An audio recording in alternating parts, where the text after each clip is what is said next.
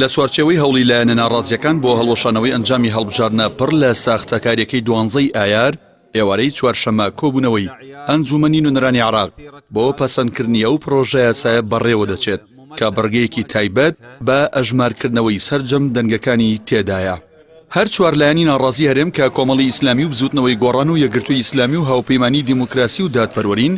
لە چەند هەفتەی ڕابردوودا بەڵگەی تەواویان لەسەر کودەتا ئەلکترۆنیە ئاشکراکەی دوو حیزبی دەسەڵاتداری هەرێم پێشکەش بە کۆمیسیۆنی هەڵبژاردنەکانی عێراق و لایەنەکانی دیکەی بەغدا کردووە. لەگەڵ لایەنە ناڕازیەکانی دیکەی عێراقیش لە ڕێگەی پارلەمانەوە بڕیارێکیان بۆ هەژمارکردنەوەی ڕێژەی لە سەدا 10 دەنگەکانیان پەسەند کرد، بەڵام کۆمیسیۆن ڕەتی کردەوە جێبەجێی بکات.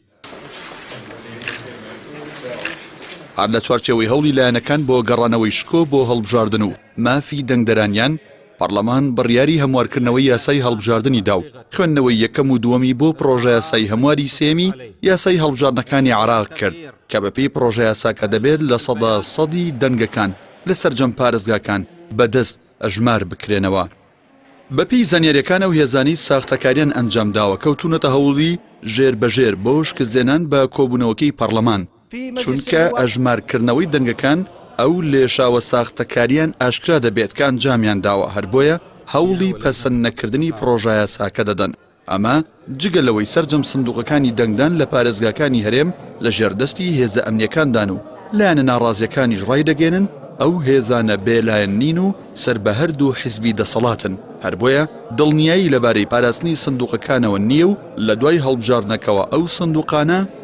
بەردەوام لە بەردەم مەترسی دەستکاریکردندا بوون،